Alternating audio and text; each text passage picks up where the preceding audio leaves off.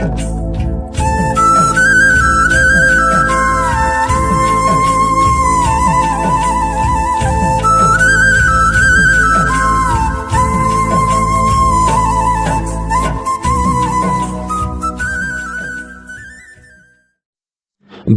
प्रेमियों, साधु संतों, इस सत्य अध्यात्म वीडियो को आगे से आगे शेयर जरूर करें। सत साहेब जी। साधु सत साहेब, सत साहेब, सत साहेब, सत साहेब। जय सतगुरु साईं अरुण जी महाराज को कोटि कोटि प्रणाम। जय सतगुरु कबीर साहिब जी को कोटि कोटि प्रणाम। जय सतगुरु नानक साहब को प्रणाम। जय सतगुरु कबीर रविदास जी महाराज को कोटि कोटि प्रणाम। जय सतगुरु भगवान बुद्ध को मेरा कोटि कोटि प्रणाम। आप सभी भक्तजनों, प्रेमियों, साधु संतों, छोटे बड़े, माताओं, बहनों, सभी को मेरा कोटि कोटि प्रणाम। पूरी मानव जाति को मेरा कोटि कोटि प्रणाम। सत साहिब। वंदे मातरम। जय भारत माता, जय पृथ्वी माता। सत साहिब। भक्तजनों, प्रेमियों, आज की जो वीडियो है उसमें हम आपको बताने जा रहे हैं कि पिछली वीडियो में हमने समय के बारे में बताया, ठीक है। और समय जो परिवर्तन है ये हमारा निर्धारित किया हुआ नहीं है, और हर प्राणी जो है अपने मन में, हर जीव प्राणी, जैसे अन्य जीव जंतु हैं तो वो बाहर देखते हैं तो आंखों और ध्यान के जरिए ही वो कॉपी मारते हैं। मनुष्य भी कॉपी मारता है बाहर की वस्तुओं का। और इस पृथ्वी पर न जाने कैसे कैसे इस परिवर्तन के कारण चमत्कार हैं। आप सोचते होंगे कि भारत में ही 12 घंटे का दिन होता है, भारत में ही 12 घंटे की रात है। इस धरती पर हर जगह ऐसा नहीं है। आप अगर अंटार्कटिक महाद्वीप के उत्तरी क्षेत्र में जाएंगे तो वहाँ स्विट्जरलैंड, आइसलैंड, फिनलैंड, नॉर्वे, इधर के उत्तरी क्षेत्रों में जाएंगे तो वहां पे 24 घंटे का भी दिन होता है। कई कई दिनों तक सूरज दिखाई नहीं देता है, अंधेरा रहता है। और एक जगह तो ऐसी है जहां पर हर 56 मिनट के बाद सूरज दिखाई देता है। आपको क्या लगता है ऐसा नहीं है? है, इस धरती पर है। तो भारत में जो घड़ी चल रही है वहां नॉर्वे में काम नहीं करती है। भारत में जो समय टाइम निर्धारित किया गया है वो नॉर्वे में काम नहीं करता है, स्विट्जरलैंड में काम नहीं करता है। तो यही मैं बात समझा रहा हूं कि हर जगह अपना एक अनुभव है। हर रोज जैसे आज दिन है उसकी कॉपी है हमारे पास। दिन से शुरुआत हुई तो रात भी होगी, उसकी भी कॉपी है हमारे साथ हृदय में। जब रात खत्म हो जाती है तो हमें पता है दिन उगेगा, क्योंकि हर रोज ऐसा हो रहा है। तो वो क्या होती है? आदत होती है, हमें आदत पड़ जाती है। इसलिए हम कह देते हैं ना कि भाई रात हुई है तो दिन भी होगा ही होगा। तो पृथ्वी चल रही है तो दिन होगा ना, पृथ्वी रुक जाएगी तो दिन कहाँ से होगा? तो भक्तजनों, प्रेमियों, पशु पक्षी जानवर जितने भी हैं सब ने अपना अपना एक अ, इस परिवर्तन की एक याद छुपा रखी है, कॉपी छुपा रखी है, और उनको आदत पड़ जाती है। अगर भारत का कोई पक्षी है, अगर नॉर्वे में जहां हम बता रहे हैं कि 24 घंटे तक सूरज रहता है, अगर भारत का कोई पक्षी वहां छोड़ दोगे तो वो बेचारा पागल हो जाएगा, क्योंकि उसने इतना लंबा प्रकाश देखा नहीं है।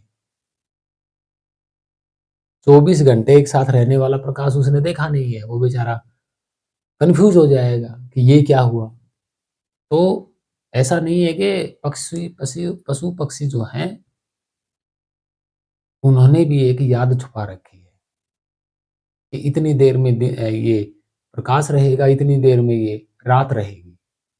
भाई उन्होंने कोई टाइम टेबल थोड़ी ना बना रखा है, लेकिन उनका एक आदत है, अनुभव है। मनुष्य के पास भी घड़ी नहीं होती है तो भी उसे 4 बजे सुबह जाग आ जाती है, तो उसको क्या पता 4 बजे हुए। लेकिन ये क्या आदत है। आदत ही अनुभव है, तो परिवर्तन तो होना है। तो भक्तजनों, प्रेमियों, आगे हम बात करेंगे सार शब्द के बारे में। तो जो भक्त जन अपना स्वरूप और परमात्मा का स्वरूप जिनको जानने की इच्छा है, तो इस वीडियो में कुछ ऐसी बातें हैं जिनको दिमाग में और चित्त में लेना पड़ेगा। और जब इन बातों से पूरी तरह आप चित्त में बैठा लो और ये बातें आपको सच्ची लगें, पहली बात तो मैं साबित बहुत सारी बातें कर चुका हूँ और एक वाणी के जरिए मैं आपको बताऊंगा। ये बीजक है, देख सकते हैं आप, और इसी की ये वाणी है। ठीक है, तो इसमें क्या लिखा गया है वो सबसे पहले समझें, बहुत जरूरी है। मैंने हर एक चीज के बारे में बताया आपको, देवी देवताओं के बारे में बताया, इनके पाखंड के बारे में बताया, इनकी मूर्तियां कब बनी ये बताया, सब कुछ तो बता दिया। क्या रह गया? यहाँ तक कि आज तो मैंने इस वीडियो में ये भी बता दिया कि इसी धरती पे 24 घंटे का भी दिन होता है। कई कई दिनों तक दिन नहीं होता है, रात ही रात रहती है। तो इसमें आश्चर्य की बात नहीं है। पृथ्वी पर हर जगह हर तरीके का परिवर्तन है। तो क्या है कि सतगुरु कबीर साहिब कहते हैं, सबसे पहले ये जो वाणी है ये आपको समझने के लिए है। सतगुरु कबीर साहिब कहते हैं कि सतगुरु को याद करना एक बार जरूरी है, यानी कि अपने गुरु को याद जरूर करें। और लंबे सुर में बोलें, हाथ जोड़ करके, सैयद साहिब जरूर बोलना चाहिए। सत्य साहिब का मतलब क्या है? किसी आदमी का नाम नहीं है, ये उसी के लिए पुकारा गया, सर्वव्यापी के लिए। चलिए शुरू करते हैं वाणी। क्या है? तू सूरत नैन निहार, तू सूरत नैन निहार, ये सूरत को कहा गया है, इन आंखों की बात नहीं है। तो सूरत नैन निहार, जहां सूरत जहां शब्द में लगती है तब सूरत ही उसको जान पाती है, देख पाती है। तू सूरत नैन निहार, यह अंड के पारा है। मैंने बताया ना, अंड के पारा है, ये अंड यही है, इसके पार है, मतलब इससे परे। पार का मतलब परे। तू हृदय सोच विचार, बस यह देश हमारा है। तू हृदय सोच विचार, ये देश हमारा है। कौन सा? वही सर्वव्यापी का स्वरूप ही देश हमारा है। हम उसी के अंश हैं। खाली के अंश खाली ही होते हैं, ना कुछ लेके आते हैं तो ना कुछ लेके जाते हैं। ये तो समझोगे ना इस बात को? क्योंकि इसका मतलब क्या हुआ? ना कुछ लेके आया ना कुछ लेके गया, इसका मतलब क्या हुआ? खाली। खाली का मतलब क्या? अविनाशी। कौन आया खाली? खाली स्थान आया, खाली स्थान ही चला गया। वो जाता नहीं है, कहने में आ जाता है। पहले ध्यान गुरुन का धारो, पहले अपने गुरु को याद करना होता है हृदय से, क्योंकि गुरु में भी उसी सर्वव्यापी का स्वरूप है। और आप शिष्य हो तो आपके अंदर भी उसी सर्वव्यापी का स्वरूप है। तो मतभेद नहीं होना चाहिए, समानता होनी चाहिए, विनम्रता होनी चाहिए, दया प्रेम करुणा सब होना चाहिए, क्योंकि है तो आप ही का स्वरूप। आपका गुरु बनेगा वो भी आप ही का स्वरूप है। इसमें भेदभाव की क्या बात है भाई? सबसे पहले पहले ध्यान गुरुन का धारो, सुरत निरत मन पवन चितारो। सुरत मन पवन चितारो, पवन का मतलब क्या? प्राण है, ये भी मैं बता दूंगा। सुले सुहेलना धुन में नाम उबारो उचारो, सुहेलना धुन में नाम उचारो। मैंने कहा ना, सुहानी धुन में नाम उचारना है। क्या? हाथ जोड़ करके, सैयद साहेब जी। तो ये मतलब एक अच्छी धुन में, सुहावनी धुन में ये उचारो, क्या? उस साहिब को ध्यान में धरो। तब सतगुरु लहो दीदारा है, तब सतगुरु लहो दीदारा है। सतगुरु दरस होई जब भाई, वे दें तुमको नाम चिताई। वो जो नाम है हमेशा से प्रकट है, उसको चिताई दे, मतलब चिताई का मतलब क्या है? उसका भेद बता देना, आपकी भूल है उसको मिटा देना, उसकी पहचान बता देना, यही होता है चिताई, चेताना, याद दिलाना। सूरत शब्द दोहू भेद बताई, तब देखे अंड के पारा है। तब पता चलेगा कि यही इस शरीर से परे है लेकिन बाहर है, अंड के पारा, सर्वव्यापी का स्वरूप।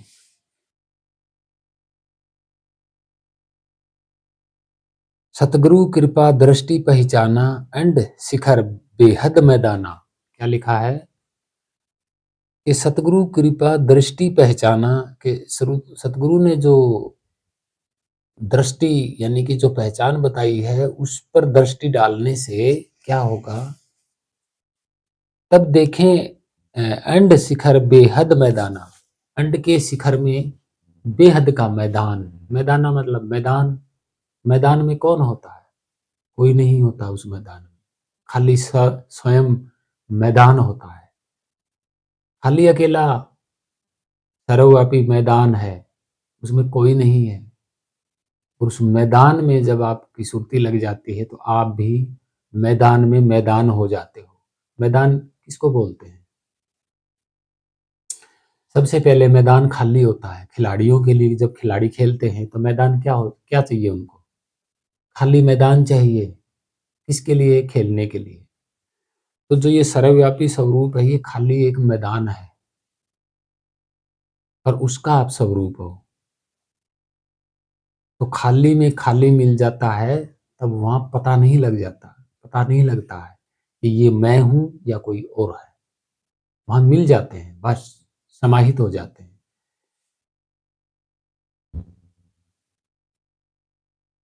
सहज सहज दास तह रोपा थाना, जो अगर दीप सरदारा है।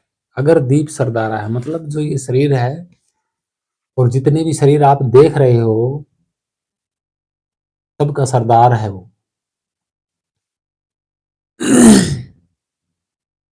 सात सुन बेहद के माही, सात शंख तीन की ऊंचाई। सात शंख बेहद के माही, सात शंख तीन की ऊंचाई का मतलब क्या है? ये शरीर है ना, इसमें सात चक्र हैं। शंख देखा होगा आपने, उसमें चक्र होते हैं, चक्र होते हैं। तो चक्र ही तो बताए हैं इसमें ना। सात, ये कहाँ कहाँ है ये इसी बेहद में विराजमान है ये शरीर, इसी बेहद में ही तो घूम रहा है इसे। लेकिन शरीर की हद होती है और खुद शरीर बेहद में घूम रहा है, क्योंकि शरीर से परे तो बेहद है। तो भक्त जनों, प्रेमियों, बेहद क्या होता है? जिसकी कोई हद नहीं होती, जिसको कभी पार नहीं पाया जा सकता, उसी को बेहद कहा जाता है। बेहद खत्म नहीं होती है, बेहद में समाना होता है। समाने के बाद आप एक हो जाते हो। एक हो जाते हो तो वहां ना हद रहती है ना बेहद रहता है। समाने के बाद वहां फिर बेहद नहीं रहती है आपके लिए, ना ही हद रहती है समाने के बाद। तो भक्तजनों, प्रेमी, सबसे पहले क्या है? जिनको अपना स्वरूप और इस परमात्मा सर्वव्यापी जो खाली स्थान है इसका जो स्वरूप है ओरिजिनल, और आपका खाली स्थान का, आप मन मन खाली होता है, आपका खाली है, खाली आए थे खाली ही जाना होगा। मतलब यहाँ आपके मन में कोई तत्व पदार्थ नहीं होता है। खाली का मतलब ये होता है। तो और खाली आए थे, इसका मतलब क्या? तत्व पदार्थ साथ में लेके नहीं आए थे आप, यानी कि कोई धन, सोना, चांदी नहीं। और जब यहाँ से जाता है मतलब शरीर छूटता है तब भी तत्व पदार्थ कोई साथ में नहीं होता है। खाली आए, खाली गए। अब मन के अंदर आपने क्या भर के रखा हुआ है? कॉपियाँ, किस चीज़ की? संसार की कॉपियाँ भर के रखी हुई हैं, वो आपके काम की नहीं है। तो इसमें क्या होता है कि आपका जो स्वरूप है रियल, वो है खाली स्थान, सिर्फ़ खाली। देखिए, मैंने पहले ही बताया था कि कोई खाली चीज़ होती है तभी तो उसमें रखोगे, ना? कोई खाली मैदान होगा तभी तो खिलाड़ी खेलेंगे। तो हर तरीके से सच्चाई यही है, यही सत्य है कि आप खालिस्तान हो, खालिस्तान का स्वरूप हो। और खालिस्तान में खालिस्तान का छोटा टुकड़ा अलग नहीं किया जा सकता। अभी आसमान में खालिस्तान है, इसका छोटा टुकड़ा अलग कैसे उठाओगे? अलग नहीं है, आप अलग नहीं हो उस सर्वव्यापी से। सबसे पहले आपको इस तरीके से बैठना होगा, वो सार शब्द प्रकट है, वो आप ही का स्वरूप है। आप हो तो आपका स्वरूप भी प्रकट है। ऐसा थोड़ी है कि कहीं स्वरूप आपका कहीं और है। स्वरूप का मतलब क्या होता है? सकल सूरत, स्वरूप सकल सूरत होती है। तो आप हो तो आपकी सकल सूरत भी आपके पास ही तो है ना। तो आपको यही जानना है, और जो आपकी सकल सूरत है वही वैसी की वैसी ही उस सर्वव्यापी की सकल सूरत है। भेद नहीं है ना, क्योंकि आप अंश हो उसके। तो आपको सबसे पहले बैठना होगा और मन बिल्कुल खाली कर लेना होगा। सांसारिक चीज़ आपके मन में नहीं होनी चाहिए। तभी तो मैंने कहा था ना, आप एक खाली मैदान हो और उसमें आपने भर दिया, कॉपी, संसार की कॉपियाँ ब रख दी। तो अब खाली करोगे तो खाली मैदान रहेगा, ठीक है? आप खाली हो जाओगे, जैसे खाली थे पहले, वैसे खाली हो गए। सबसे पहले तो आप अपने आप से खाली हो जाओ, ठीक है? तो आपको पता चलेगा कि हाँ, वाक़ई में मैं खाली स्थान हूँ। चित्त खाली हो गया, चित्त, मन, आप खाली हो गए बस। अब उसके बाद सबसे पहले आपको ये विश्वास करना होगा कि मैं तत्व नहीं हूँ, पदार्थ नहीं हूँ। मैं केवल, मतलब मैं संसार की किसी वस्तु से मैचिंग नहीं हूँ और ना ही किसी वस्तु के जैसा हूँ। चाहे वो अग्नि है, जल है, हवा है, सोना है, चांदी है, पित्तल है, तांबा, लोहा, मिट्टी, जो कुछ भी, वो नहीं हो आप। उसमें मैचिंग ही नहीं है आप। और ना ही आप में वज़न है। आप में किसी भी प्रकार का कोई वज़न नहीं है। ध्यान में रखना। वज़न उसमें होता है जैसे हवा हो गई, तत्व पदार्थ हो गए, उस उनमें वज़न होता है। लेकिन आप नितत्व हो, और जहाँ तत्व नहीं होता वहाँ वज़न भी नहीं होता। वहाँ कौन होता है? खाली स्थान होता है। तो आपका स्वरूप खाली स्थान है। भई आपका स्वरूप खाली स्थान है तभी तो जो भरा हुआ है, क्या खाली किसको करते हैं? तो पहले से कोई चीज़ खाली होती है और उसमें हम डाल देते हैं कोई चीज़, फिर उसको खाली करते हैं, तो बाकी क्या बच जाता है? खाली बर्तन। ठीक इसी तरह आपको खाली होना है, मैदान साफ कर लेना है, बस। संसार आप मन में रखते हो ना किसी चीज़ को, कि ये सत्य है, नहीं। ये भ्रांति और ये तो आपको त्यागनी ही होगी, बिल्कुल त्यागनी होगी। और फिर जब आपको यकीन लगे, देखिए आप यकीन करते हो, लेकिन कुछ देर के लिए करते हो, ये सत्य है। परमानेंटली यकीन नहीं करते हो आप, इसीलिए तो आप पाखंड में हो। मेन बात यही है, यकीन ही करना है तो परमानेंटली कर, ये कोई फ़ायदा नहीं। आपको पता है कि कोई जीव, जंतु, प्राणी या मनुष्य जब प्राण छोड़ देता है तो शरीर कहाँ रहता है? दुनिया के हाथों में। ये आपको यकीन करना, विश्वास करना चाहिए इस बात पे। अगर आप इस बात पे विश्वास नहीं कर रहे हो, तो आपकी बेवकूफ़ी और मूर्खता है। दूसरा ये, कि आज तक यहाँ से कुछ लेके नहीं गया कोई। शरीर रह गया तो सब कुछ रह गया। ये आपको यकीन करना होगा। अगर इस बात को भी कोई यकीन नहीं करता है, तो वो भी मूर्ख है। और ये भी यकीन करना होगा कि अंत समय में शरीर छूटेगा। कोई सोचता है कि मैं अमर हूँ, शरीर नहीं छूटेगा, तो वो भी मूर्ख अज्ञानी है। और जो ऐसी बातों को ऐसी बातों पर जो यकीन नहीं करता है, वो ना ही कभी इस सर्वव्यापी खालिस्तान का भेद जान सकता है और ना ही अपना शरीर में खुद होते हुए भी अपना भेद नहीं जान पाएगा। वो यूं ही आया संसार में और यूं ही चला जाएगा। उसकी मुक्ति नहीं होगी। अगर अपना स्वरूप जानना है, तो अपना जान लिया तो उसका भी जान लिया, उसका जान लिया तो अपना जान लिया। कोई फर्क नहीं। जब जान लोगे तो अंदर भी आप भी वही स्वरूप, बाहर भी वही स्वरूप। बीच में किसी प्रकार का कोई कट नहीं है। ये भी एक सत्य है। लेकिन सबसे पहले यकीन, विश्वास ज़रूरी है। क्या? क्या विश्वास? कि आप शरीर में हो, तो आपको ये विश्वास करना होगा, अगर मैं शरीर में हूँ कहीं, तो मेरा भी कोई न कोई रूप होगा। ये विश्वास आपको करना पड़ेगा।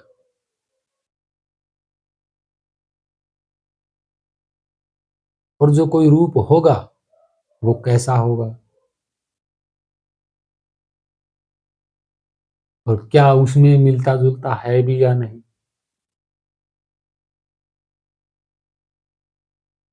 अगर ये जानने के लिए आपको संसार तत्व पदार्थ जो है ना, संसार के तत्व पदार्थ, जो तस्वीरें, रंग रूप, इनसे दूर होना होगा, तो फैसला आपके हाथ में है। पहले इन बातों पे भी पूरी तरह छानबीन कर लीजिएगा। क्या किसी का शरीर आज तक अमर रहा है? क्या कोई कुछ लेके गया है? क्या कुछ लेके आया था कोई?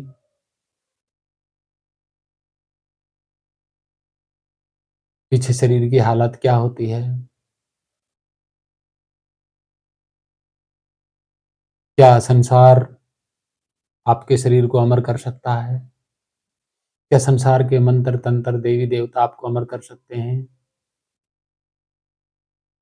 पहले इनका फैसला कीजिएगा, और फिर जिस भक्तजन को इस सत्य स्वरूप का पहचान या भेद जानना है, तो फिर हमसे वो कॉन्टैक्ट करें। हम इसमें इस वीडियो पर अपना नंबर भी लिखेंगे। लेकिन सबसे पहले फैसला करना होगा आपको, क्या मेरा शरीर अमर है? क्या मैं कुछ लेके आया था? इस संसार में जो चीज़ है, क्या ऐसी चीज़ मैं कोई लेके आया था या लेके जाऊँगा? क्या ये संसार मेरे शरीर को अमर कर सकता है? क्या अंतिम समय में कोई मंत्र या देवी देवता मेरे शरीर को अमर कर सकता है, या मुझे कोई देवी देवता मिल सकता है, या मंत्र से मुझे परमात्मा मिल सकता है या नहीं मिल सकता है, या मंत्र किसने बनाए, कब से शुरू हुए? पहले इन पे अच्छी तरह से विचार कर लीजिएगा। नंबर मेरा लिखा हुआ है, और जब आपको यकीन हो जाए कि संसार की कोई चीज़ मेरे साथ कभी जा ही नहीं सकती, तो मेरा मन अंतिम समय में कहाँ समाएगा? ये सोच विचार पूरी तरह से विचार करके, तैयार होके, पूरी तरह तैयार होना है और विश्वास को मजबूत करना है। तब हमसे संपर्क करें इस नंबर पे, कभी भी किसी भी वक़्त कॉल कर सकते हैं। लेकिन कॉल करने से पहले ये वीडियो आप जो देख रहे हैं ना, इन बातों पे विचार कर लेना। देखिए, हम यहाँ कुछ नहीं कह रहे आपको। अगर कोई देवी-देवता या कोई मंत्र आपका शरीर शरीर को अमर कर सकता है, तो भाई आप पूजिएगा, देवी-देवता मंत्र जाप कर लीजिएगा। हम कुछ नहीं कह सकते। कोई आपको मुक्त कर सकता है, देवी-देवता या मंत्र जाप, तो आप करिएगा, हम कुछ नहीं कहेंगे। संसार की कोई चीज़ आपके अंत समय में काम आ सकती है, तो ले लीजिएगा, हम कुछ नहीं कहेंगे। और झूठी अवधारणा रखने वाले बिल्कुल भी हमसे फ़ोन पे बात ना करें। हमसे फ़ोन पे वही बात करेगा जिसने ये जान लिया हो कि संसार मेरे काम का नहीं है। मुझे तो वो ढूँढना है जिस काम के लिए मैं आया था मनुष्य जन्म में। अभी मैं शरीर में होते हुए भी अपने आप को नहीं जान पाया कि आखिर मैं हूँ कौन? कहाँ से आया? और मुझे जाना कहाँ है? किस लिए मैं यहाँ आया था? ऐसा व्यक्ति ही मुझे फ़ोन पर बात करे। और ये सत्य है, इस सर्वव्यापी खालिस्तान का ही आप स्वरूप हो, खालिस्तान। इसके अलावा कुछ नहीं है। ना आप तत्व हो, ना कोई पदार्थ। ये सत्य है। खालिस्तान, बिल्कुल खालिस्तान।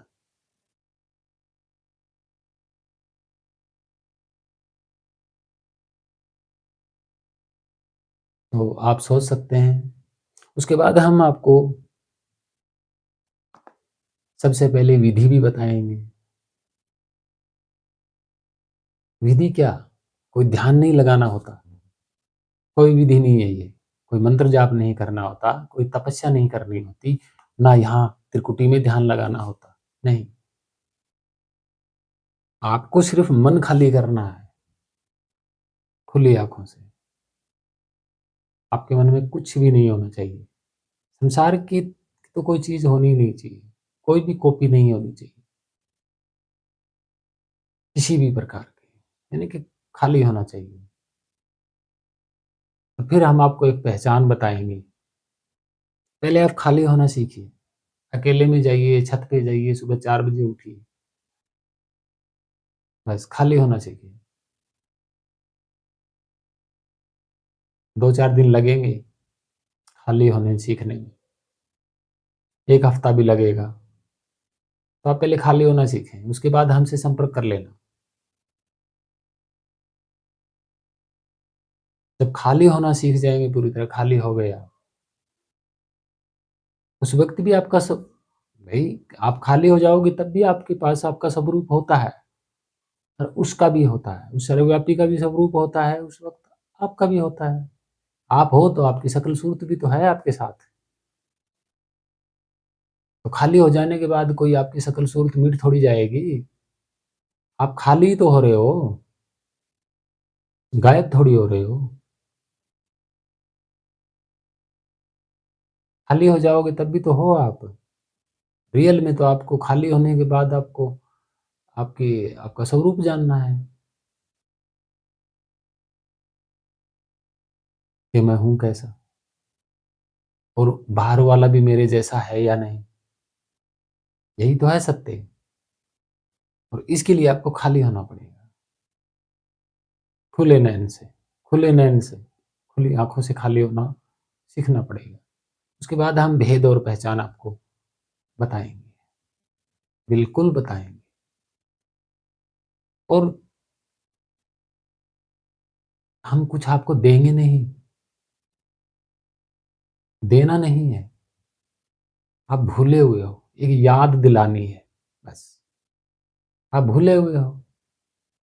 याद ही तो दिलाना है आपका स्वरूप, आपका चेहरा और उस सर्वव्यापी की सूरत और आपकी सूरत, उसका स्वरूप और आपका स्वरूप याद दिलाना है कि ये ऐसा है, बस। वो कुछ नहीं। पहचान बतानी है, भेद बताना है, आपका ही और उस सर्वव्यापी का। आपने जान लिया तो आप मुक्त हो गए।